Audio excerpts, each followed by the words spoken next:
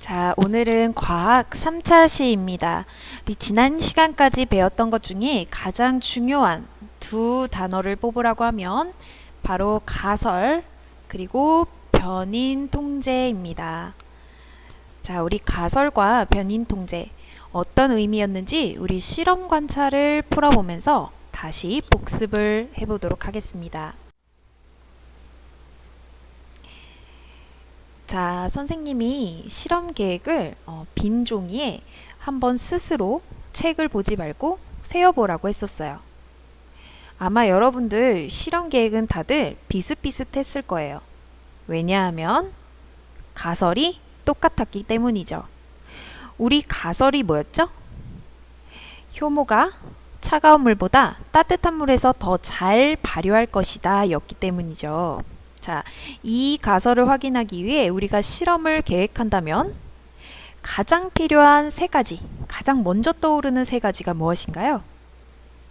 맞아요. 효모, 차가운 물, 따뜻한 물. 이 세 개는 꼭 필요하겠죠.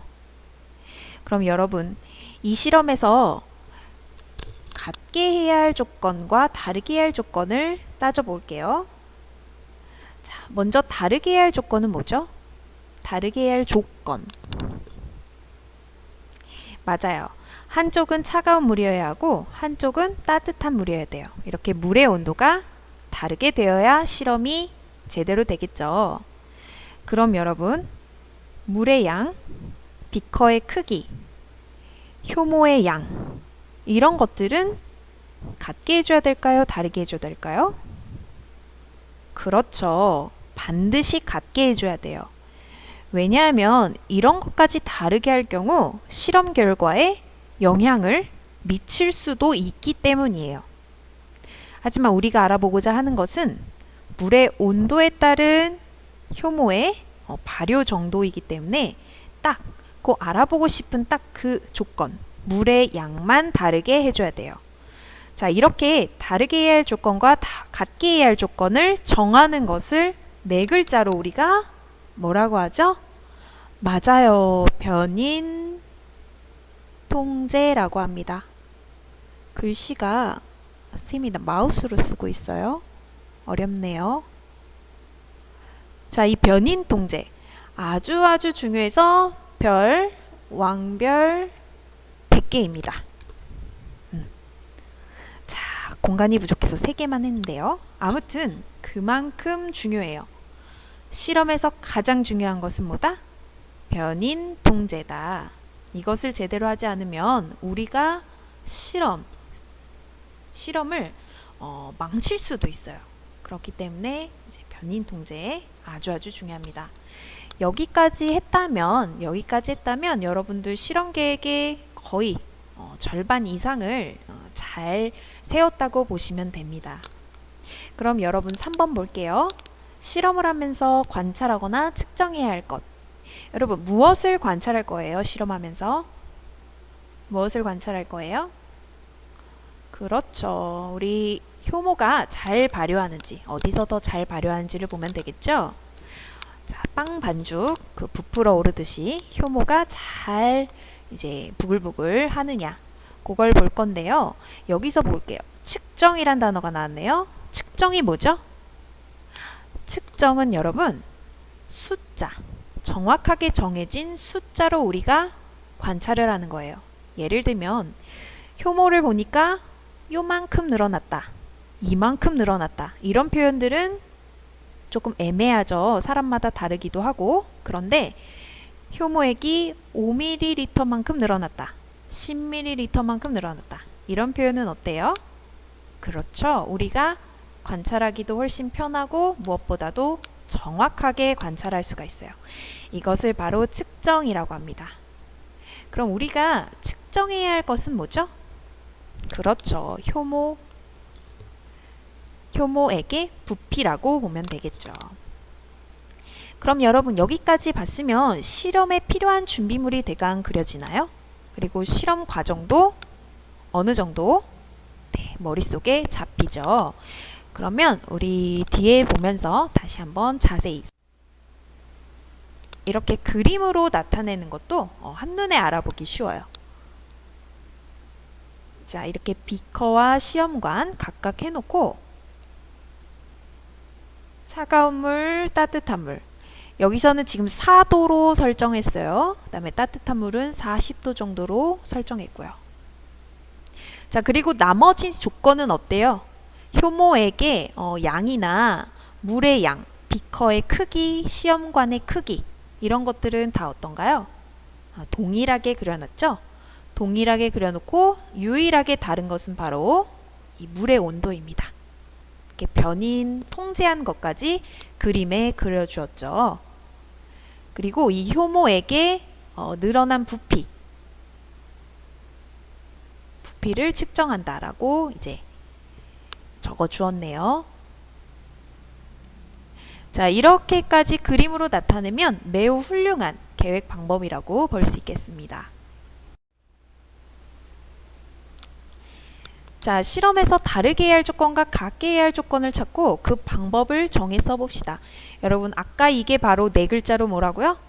변인 통제라고 했어요. 변인 통제 우리 함께 확인해 볼게요. 자, 다르게 해야 할 조건은 바로 물의 온도죠. 4도와 40도. 하지만 그 외의 것들은 전부 다 같게 해주어야 우리가 확인하고자 하는 그 가설을 정확하게 확인할 수가 있습니다. 선생님이 말한 게 다 들어갔죠? 효모액의 양, 비커에 넣을 물의 양, 시험관의 종류, 크기, 실험 시간, 실험 장소까지 전부 다 조건을 동일하게 해주었습니다. 자, 3번 실험하면서 관찰하거나 측정해야 할 것을 써봅시다. 여러분, 아까도 말했듯이 관찰에서 여러분들이 숫자로 읽어내야 하는 것들이 있어요. 예를 들면 효모액이 조금 늘어났다, 많이 늘어났다가 아니라 몇 밀리리터만큼 늘어났다. 자, 이렇게 숫자로 말하는 것을 측정이라고 해요. 이 측정할 때 필요한 실험 도구가 바로 이런 시험관, 비커, 눈금이 그려진 거 알죠? 자, 요것들을 활용해서 이제 측정을 하면 되겠습니다.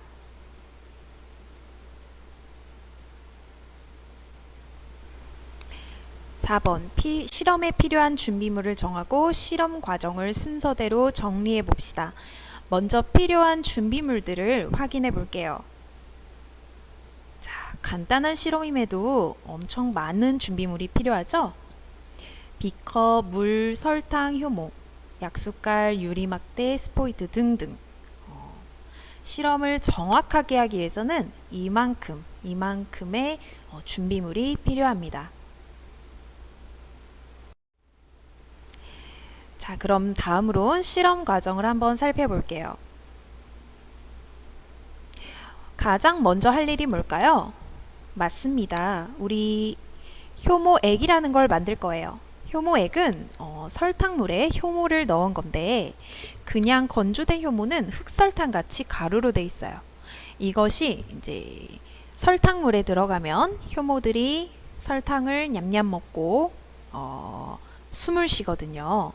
자, 그것이 바로 빵을 부풀게 하는 원리와 같습니다. 그래서 이 효모액을 만들 거예요. 그 다음 스포이트를 이용해 시험관 2개에 효모액을 각각 5ml씩 넣습니다. 자, 똑같은 양을 넣어야 돼요. 이게 바로 변인 통제죠. 그 다음 시험관 2개의 효모액을 넣고요. 그 다음에 비커에 차가운 물과 따뜻한 물을 가득 넣을 거예요. 자, 잘 보세요. 비커에 차가운 물과 따뜻한 물을 각각 넣고 그 다음 4번 볼게요. 시험관을 비커 안에 있는 시험관 대에다가 걸칠 거예요. 자, 이거는 효모액을 직접 뜨겁게 가열하거나 차갑게 얼리는 게 아니라 차가운 물 속에 담그는 거예요. 따뜻한 물 속에 담그는 거고요. 이걸 바로 중탕이라고 해요. 자, 그 다음 15분 뒤에 시험관을 꺼내 효모액의 부피를 측정하면 실험이 완성입니다. 모둠으로 한 것은 아니기 때문에 이 부분은 넘어갈게요. 생각해 볼까요? 볼게요. 내가 세운 실험 계획을 검토해 보는 거예요. 자, 여러분들 똑같은 가설이기 때문에 실험 계획이 아마 비슷비슷할 거예요. 그럼에도 잘 세웠겠지만 여러분들이 공통적으로 아마 어려워하거나 빠뜨린 부분이 있었을 텐데 그게 바로 이런 부분들이에요. 자, 물의 온도. 혹시 그냥 차가운 물, 따뜻한 물이라고 적은 친구들은 없었나요? 만약 그렇게 적은 친구들은 있으면 물의 온도가 몇 도인지를 정확하게 적어 주셔야 합니다. 4도, 40도 이런 식으로. 그래야 모두에게 다 똑같은 조건이 되겠죠. 그 다음 효모와 설탕의 양을 구체적으로 정하지 않았다.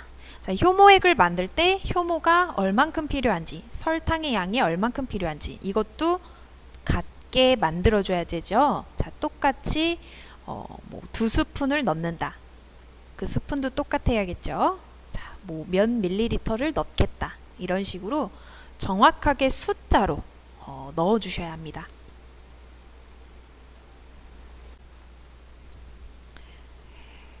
자, 지금까지 우리가 실험을 꼼꼼하게 계획해 봤는데요. 이 계획대로 같이 실험을 하면 참 좋을 텐데 상황이 상황이니만큼 선생님이 과학실에서 대표로 실험을 하고 이 영상을 찍어서 여러분에게 보여드리도록 하겠습니다. 그럼 여러분이 할 일은 선생님이 실험을 잘 하는지 매 눈으로 관찰을 하고 그 다음 우리 가설이 맞는지를 관찰을 해주면 되겠습니다. 여러분의 역할이 굉장히 중요하니까 우리 실험 영상에서 다시 만나도록 할게요.